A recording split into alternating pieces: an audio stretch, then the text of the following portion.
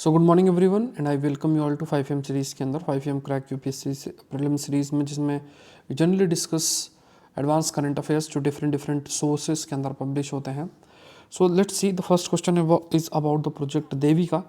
North India first river rejuvenation project है. मतलब जो रिवर है उन सारी रिवर्स को कैसे रिवाइव किया जा सके, जैसे पॉल्यूशन का लेवल बढ़ चुका है या कोई किसी भी वजह से जो रिवर्स की जो हेल्थ है वो सही नहीं है, उसको कैसे इम्प्रूव किया जा सके, रिवर को पुरानी स्थिति में कैसे लाया जाए. Build on lines of Namami Gange, जैसे नमामि गंगे को रिवर गंगा के रिजुविनेशन के लिए लॉन्च किया गया था. Devika river is considered the sister of sacred river Ganga and it has a great religious significance. Devika river है ये it is considered to be sister of river Ganga, और इसका देविका रिवर का रिलीजियस सिग्निफिकेंस भी है. There will be a liquid waste management project. ये भी आपका रहेगा लिक्विड वेस्ट मैनेजमेंट जो प्रोजेक्ट है दैट विल बी देयर. मतलब जैसे वेस्ट मैनेजमेंट है उसको किस तरीके से किया जाए, इस पर फोकस भी रहेगा. इसका भी एक नेटवर्क टाइप क्रिएट किया जाएगा. एंड ये जो रिवर है लाइक उधमपुर जो रीजन है, Udhampur region of Jammu and Kashmir, वहाँ पे रिवर प्रेजेंट है और लगभग 190 करोड़ के आसपास का इसमें खर्चा भी आएगा. एंड इसके अलावा भी जैसे लिक्विड वेस्ट मैनेजमेंट के अलावा सॉलिड वेस्ट मैनेजमेंट और इन सब चीज़ों पर भी खर्चा किया जाएगा, जिससे कि जो रिवर है उसकी सैंक्टिटी या प्योरनेस मेंटेन रहते हैं. तीनों स्टेटमेंट आपके करेक्ट है. तो आप देख सकते हो ये इंडियन एक्सप्रेस का टॉपिक है. और north India first river rejuvenation project Devika, इससे की फीचर्स हमने डिस्कस किए. नेक्स्ट देखते हैं new hit and run law. अभी जैसे ट्रक ड्राइवर का जो प्रोटेस्ट है उस वजह से, बिफोर दैट कल आपका 12th टेस्ट होगा रात को 9 बजे, और अभी जो टेस्ट है उस टेस्ट के अंदर 50% का ऑफर एक्टिव है. तो आपको मैं बताऊंगा, जैसे सौरभ पांडे upsc.com वेबसाइट पे जाके या फिर Saurabh Pandey CSE app download करके आप ज्वाइन कर सकते हैं. ठीक है, तो जो टेस्ट है उस टेस्ट को आप कर सकते हैं. तो यहाँ पे मतलब उसे अटैम्प्ट ही करना है. 12th टेस्ट है अगर 24 की तैयारी कर रहे हैं. अब देखो hit and run, the law specifies that an accused individual causing a fatal crash and fleeing the scene. मतलब एक बार वो एक्सीडेंट कर दिया और वहाँ से भाग जाना, तो it can cause up to 7 years of imprisonment. Bharatiya Nyaya Sanhita है वो establish two distant category under the umbrella of causing death by negligence. दो इसमें क्रिएट किया गया. तो यहाँ पे देखो ये जो भारतीय न्याय संहिता है इसने जो IPC है इसको रिप्लेस किया है. And driver who causes serious road accident by negligence driving and run away without informing police या किसी भी एडमिनिस्ट्रेशन को रिफॉर्म किए हुए, उसे 10 साल की सज़ा हो सकती है, 10 years की सज़ा हो सकती है, और 7 लाख रुपीज़ का जो है इसमें इनमें फ़ाइन आपका हो सकता है. ये चीज़ आपकी की गई है. सो प्रीवियसली जो है जो भी एक्यूज्ड है to in hit and run case were tried under section 304A of IPC causing facing penalty up to 2 years in jail upon identification. And the introduction of new Bharatiya Nyaya Samhita signifies a substantial shift towards more severe consequences. अगर कोई hit and run करता है तो और ज़्यादा उसे severe चीज़ face करनी पड़ेगी, और इसमें कोई गलत नहीं है.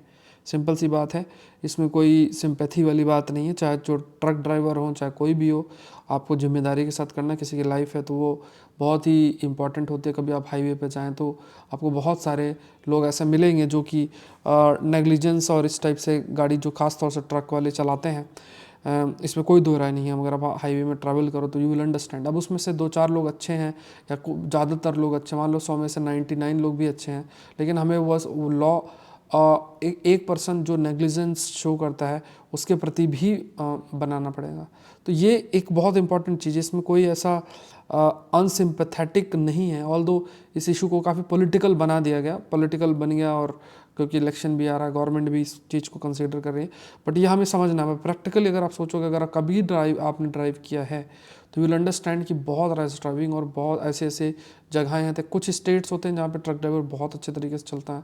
कई स्टेट्स, आप यूपी चले जाओ, आप उधर चले जाओ Satna side. I have also faced the issue. जब मैं एक बार आ रहा था किसी जगह से, तो एक ट्रक ड्राइवर ने ज़बरदस्ती, मतलब एकदम, उस दिन तो भगवान ने ही बचाया था. तो ये इस टाइप से मतलब भागने के चक्कर में, क्योंकि उसने बालू भर रखी थी और वहाँ से उसको भागना था, तो उस चक्कर में ठोकता हुआ चला गया। तो ये चीज़ें देखनी है, मतलब इस टाइप से ये जो स्थिति होती है, मानसिकता होती है, ये तो लॉ के माध्यम से ही हम दूर कर सकते हैं। तो लॉ, ऐसे लॉ होने ज़रूरी है। अगर किसी से गलती से होता भी है तब भी हमारे पास second category of law already exist करता है। अब आपको ऐसे थोड़ी ना एक्सीडेंट किया भाग गए, ठीक है। तो ये सब चीज़ें देखनी पड़ेगी। इससे काफ़ी खास तौर से वो लोग जो गलत लेवल पे जैसे इन्वॉल्व रहते हैं, इलीगल तरीके से चीज़ों को ट्रांसपोर्ट करवाना, और उसमें जो इन्वॉल्व रहते हैं, तो उनके लिए डर है। और जो आराम से चलाते हैं, जिनको कोई दिक्कत नहीं है, किसी प्रकार का नेग्लिजेंस वो नहीं रखते हैं, तो उन्हें तो वैसे भी कोई प्रॉब्लम फेस नहीं होगी। ऐसा लॉ उनके खिलाफ है ही नहीं। पर ठीक है, चलो, तो ये ध्यान रखना था। यहाँ पे पहला स्टेटमेंट गलत है, सेकंड स्टेटमेंट आपका सही है। नेक्स्ट देखते हैं, ये है what is the new hit and law, how it more stringent than the old one. फिर देखते हैं नेक्स्ट टॉपिक है करमान लाइन के ऊपर है। ये देखें, तो Karman line established by Federation Aeronautic internationally, which serve as a theoretical boundary between Earth atmosphere and outer space. At an altitude of 1000 km above mean sea level, the line lies well above the altitude reachable by conventional airplane or high altitude balloon, and approximately where satellite, even on a very eccentric trajectory, will decay before completing a single orbit. तो correct है, वो आपको बताना। So यहाँ पे आप देखें, at an altitude of 100 kilometre above the mean sea level, ठीक है, 100 किलोमीटर तक का है, इट्स नॉट 1000, तो सेकेंड वाला गलत है। जैसे यहाँ पे देखोगे, ये इंडियन एक्सप्रेस का ही शायद नहीं, हाँ, crucial role of Karman lines in ये, तो ये आपका इकोनॉमिक टाइम्स का न्यूज़ है शायद। तो यहाँ पे देखोगे तो करमान लाइन इस्टेब्लिश किया गया। तो जैसे मान लो कहाँ अर्थ का एटमॉस्फेयर खत्म होता है और कहाँ से आउटर स्पेस शुरू होता है, तो वो जो एक लाइन बनाई गई है उसे जो एक इमेजिनरी लाइन है उसको हम करमान लाइन बोलते हैं। तो पहला सही है। The line lies above the altitude reachable by conventional plane, मतलब जहाँ तक हमारी जो एयरप्लेन्स हैं, नॉर्मल एयरप्लेन्स हैं, जहाँ तक रीच कर हो सकते हैं उसके बियॉन्ड, या कोई हाई एल्टीट्यूड बैलून है जहाँ रीच कर सकता है उसके बियॉन्ड, फिर ये जो करमान लाइन स्टार्ट होती है। तो first and third statement is correct, ठीक है। सेशन को लाइक ज़रूर से करें और कोशिश करें रेगुलर बेसिस में क्लासेस करने के लिए।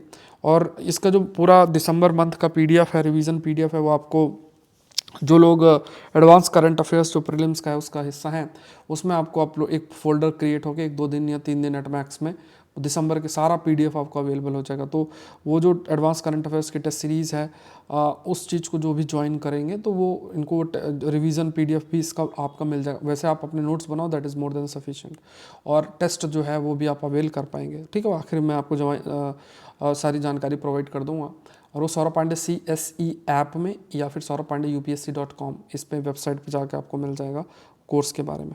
चलो, consider the following statement of United nation statistical commission. This is the functional commission of United nation economic and social council established in 1947. In its 24 member states are elected by Economic and Social Council on the basis of following geographical distribution: Africa के 5, Asia के states के 4, eastern European के 4, Latin America and Caribbean के 4, western America और दूसरे के 7 हैं, और ये हर साल जो है आपकी मिलती है।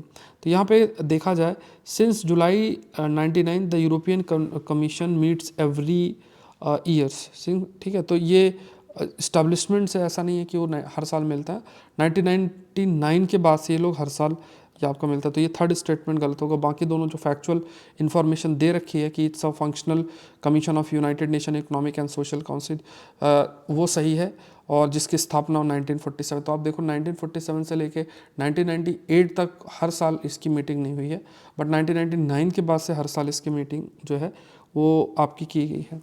तो at set forth by Economic and Social Council in terms of reference, the Commission shall assist the Council in promoting the development of national statistics and improvement of their comparability। मतलब जो भी मेंबर कंट्रीज़ हैं, statistical aspect है, statistics में बहुत सारी data किस तरीके से गैदर करें, वो सारी चीज़ें इसके अंदर है। तो यहाँ पे फर्स्ट और सेकंड सही है। इकोनॉमिक टाइम्स का ये टॉपिक है, India starts 4 years terms as UN Statistical Commission। Next देखते हैं, United Nation 1948 genocide convention says genocide means any of the following act committed with intent to destroy in a whole or in part national, ethical, racial or religious group as such. तो यहाँ पे देखो, killing a member of the group, causing serious bodily or mental harm to the member of the group, deliberately inflicting on the group conditions of the life calculated to bring about its physical destruction in whole or in part, ठीक है। तो correct है, आपको बताना है। तो यहाँ पे अगर देखा जाए तो यहाँ पे जो 1948 का जीनोसाइड कन्वेंशन है, तो जीनोसाइड का मतलब क्या है, कोई भी ऐसा एक्ट है जो कमिट किया जाए, intent to destroy in whole or in part national, ethical, racial or religious group, किसी ग्रुप को पूरे तरीके से खात्मा कर देने का प्रयास करना, तो कि किसी मेंबर को मार देना या फिर सीरियस बॉडली या फिर मेंटल हार्म कॉज करना, और deliberately inflicting on the group conditions of life calculated to bring them about its physical destruction, मतलब पूरे तरीके से खात्मा कर देना किसी रीजन के अंदर, जैसे हिटलर ने किया था, इट वॉज अ जीनोसाइड। तो यहाँ पे तीनों ही स्टेटमेंट्स इसमें सही हैं, all the three statements are correct. ये टॉपिक अगर इंडियन एक्सप्रेस में आप देख सकते हैं, South Africa files genocide case against Israel at ICJ। Next देखते हैं direct to mobile technology. The science behind direct to mobile is similar to that of FM radio, where a receiver within the device can tap into different radio frequency. This new age technology is a combination of broadband and broadcast, the use of mobile phones to capture territorial digital TV signals using D2M multimedia content including TV matches can be streamed to phone directly by using the internet। Correct जो है वो आपको बताना है, ठीक है, you have to tell the correct answer. तो using D2M multimedia content including the live TV matches can be stream to phone directly without using the internet. तो यहाँ पे देखो पहली चीज़ तो क्या है कि ये जो स्टेटमेंट है दैट द साइंस, ये जो साइंस पहला जो ये है that the science behind D2 is similar to that of FM radio, whereas receiver within the device can tap into different radio frequency। यहाँ पे using D2M multimedia content including live TV matches can be streamed to phone directly by using the internet। तो यहाँ पे आपको समझना है कि without using the internet भी इसको रन किया जाता है। डायरेक्ट टू मोबाइल टेक्नोलॉजी का जैसे टीवी के अंदर है है ना, तो without internet it can be run. तो यहाँ पे D2M के माध्यम से जो भी है it can be stream to phone directly without using the internet, internet के माध्यम से किया जा सकता है। तो ये इंडिजिनस है, मेड इन इंडिया टेक्नोलॉजी है, ये आपको याद रखना है, it is made in India technology, भारत के अंदर ये टेक्नोलॉजी बनी है and it is first of its kind in the world. D2M going to revolutionise content delivery, specially जो वीडियो कंटेंट है उनको, और जो कंज्यूमर्स है today are watching video on their phone, most of things जो है कंज्यूम्ड ऑन फोन, हर चीज़ है और उसमें इंटरनेट की ज़रूरत होती है, डेटा प्लान का बहुत खर्चा होता है, तो इसकी अब ज़रूरत नहीं पड़ेगी। तो बैंड आपका 526 से 582 मेगा हर्ट्स की अगर हम बात करें तो basically it emphasize to work in coordination with mobile and broadband services, ठीक है, coordinate mobile and broadband services, ठीक है। तो यहाँ पे currently the band 526 582 is used by Prasar Bharati on terrestrial TV broadcasting, तो प्रसार भारती के द्वारा इस्तेमाल भी किया जाता है। तो हमें फर्स्ट और सेकंड स्टेटमेंट से, मतलब टोटल 2 स्टेटमेंट्स है इसमें, how many of the above statements जो पूछा है इसमें ओनली 2 स्टेटमेंट्स हैं, ठीक है। With reference to Indian Science Congress Association, this is premier scientific organisation of India with headquarter at New Delhi. इसका जो हेडक्वार्टर है it's not in New Delhi, Kolkata के अंदर है, इट इज़ इन कोलकाता। फिर the association started in the year 1914 Kolkata and it meets annually in the first week of January, correct जो है बताना। So the first Indian Science Congress was held in 1914 के अंदर eight Asian society in Calcutta. After attracting various speech-related controversy in recent years, the association established a policy that requires a speaker at future conference to be vetted and scrutinize the content of their talks. Several prominent Indian and foreign scientists, including Nobel, attend and speak in the Congress. मतलब बहुत सारे लोग attend करते हैं इसको। तो पहला statement तो गलत है, सेकंड आपका सही, इसका हेडक्वार्टर कोलकाता के अंदर है। तो यहाँ पे देखो वाइज Indian Science Congress has been postponed, Indian Express का टॉपिक है।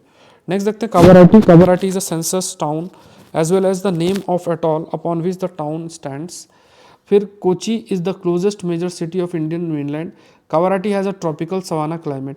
तो यहाँ पे कावाराटी जो कि एक आइलैंड है, ये देखोगे DD न्यूज़ के अंदर ये न्यूज़ भी आई थी, थोड़ा इमेज नहीं दिख रही, तो ये कावाराटी है। तो यहाँ पे ये एक आइलैंड है लक्षद्वीप के बात करें तो it's a census town as well as the name of atoll. Atoll type of coral reef होता है अपॉन विच कोई भी टाउन स्टैंड। इट्स एटॉल जो है, ये जो एटॉल है इस पर बेस्ड ये आइलैंड है जिसे हम कावाराटी शब्द जिसके लिए इस्तेमाल करते हैं। कोची जो है क्लोजेस्ट मेजर सिटी है ऑन इंडियन मेनलैंड। इंडिया का जो मेन लैंड है वहाँ पे देखा जाए तो कोची क्लोजेस्ट मेजर सिटी है जो कि लोकेटेड है कावाराटी के पास। Kavaratti has a tropical savanna climate, ठीक है, जो ट्रॉपिकल सवाना क्लाइमेट है दैट इज़ देयर। ये क्लाइमेट लोकेटेड है, तो यहाँ पे ये तीनों स्टेटमेंट्स आपके सही हैं। आंसर क्या होगा, दैट इज़ सी, ये ध्यान रखना है, ठीक है। अब यहाँ पे देखो, आज you can just visit saurabh-pandey-upsc.com। तो यहाँ पे एक तो यूपीएससी प्रीलिम्स मेंटरशिप प्रोग्राम है, सभी को मैंने मेल कर दिया है ऑलरेडी, सारा मेल आपके पास जा चुका है कि क्या क्या सोर्सेस हम फॉलो करेंगे। उसके बाद एग्रीकल्चर ऑप्शनल की क्लास कल से स्टार्ट हो गई है, और प्रीलिम्स टेस्ट सीरीज़ के अंदर एडवांस इसका 12th टेस्ट हमारा शेड्यूल्ड है आज, मतलब संडे को, कल मतलब शेड्यूल्ड है। इसमें 50% का आपके पास ऑफ भी है। तो यहाँ पे एग्रीकल्चर ऑप्शनल की क्लास जो है ऑलरेडी कल से स्टार्ट हो चुकी है, आप लोग क्लासेस अभी भी कर सकते हो। Prelims mentorship programme already we can say कि इसमें मैंने मेल जो मैंने आपको कहा था, सारा मेल आपको भेज दिया है, ठीक है। ये टेस्ट, इसका जो टेस्ट एडवांस करंट अफेयर्स का, तो आप ये वेबसाइट विजिट करके ज्वाइन कर सकते हो, उसमें कोर्स दे रखा है, उसे लिंक करके बाय कर सकते हो। इसके अलावा जैसे current affairs plus 2 years coverage जो पूरा है, prelims test series on advance current affairs, इसका 12th टेस्ट आपका शेड्यूल्ड है। इसमें टोटल 50% ऑफ भी है, ठीक है। कल टेस्ट है आपका, तो 50% इसका ऑफ भी है, तो इसको मिस नहीं करना है। ये जो प्रीलिम्स मेंटरशिप प्रोग्राम है, जो कि हम लोग 10 तारीख से शुरू कर देंगे, तो इसमें I will be your mentor. अब इसमें मैंने ये मेल आपको सारा कर दिया है, आपने मुझे मेल किया कि कैसे क्या है, मैंने आपको इस सब चीज़ का मेल ऑलरेडी, जिसको भी नहीं मेल हुआ है तो आप एक बार दोबारा से मुझे रिवर्ट बैक करें। और वैसे कल सबको मेल कर दिया गया है कि कैसे किन चीज़ों को कैसे अप्रोच करनी है, ठीक है। जो भी आपका इस कोर्स से रिलेटेड मिथ हो, जो भी है वो फिर अब मुझे जितना बताना था मैंने आप लोग को बता दिया है कि मेरे द्वारा क्या किया जा सकता है। अब कईयों को लगा कि ठीक है बहुत अच्छा है, कईयों को हो सकता है ये भी लगे कि ठीक है हम अपने हिसाब से कर लेंगे, बट इसका पूरे 10th से हम लोग पूरा जो है स्टार्ट कर देंगे। जो भी सारी चीज़ें हैं, टेस्ट सीरीज़ देखो चल ही रहा है, एग्रीकल्चर ऑप्शनल हमने ऑलमोस्ट ख़त्म कर लिया है, ख़त्म ही हो गया, बैच 2 इसका आ ही चुका है। सारी चीज़ें जो जो चीज़ें मैंने की थी, ARC रिपोर्ट की बात करें तो वो भी ऑलरेडी हम लोगों ने कवर कर ली है, जो कि GS प्रोस्पेक्टिव से जो आपका था। तो हर एक चीज़ जो है ऑलमोस्ट आपका हर चीज़ आपका हो गया है, ठीक है। तो आज के लिए इतना ही, मिलते हैं नेक्स्ट सेशन के अंदर। एंड ये मेंटरशिप प्रोग्राम अगर आप 24 की तैयारी करें ना, तभी आपको ज्वाइन करनी है, ठीक है। तो मिलता है नेक्स्ट सेशन के अंदर। Thank you everyone, thank you.